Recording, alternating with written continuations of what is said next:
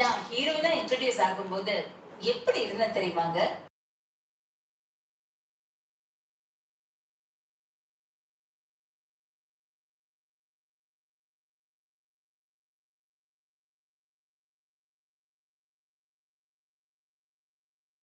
என்ன சுத்தி இருக்கிறவங்க சொன்னதுக்கு அப்புறமா தான் எப்படியாவது வெயிட் ரெடியூஸ் பண்ணியே தீரணும்னு நினைச்சேங்க. அதுக்கு நான் சூஸ் பண்ணது கலர்ஸ். Result 78 to 65ங்க.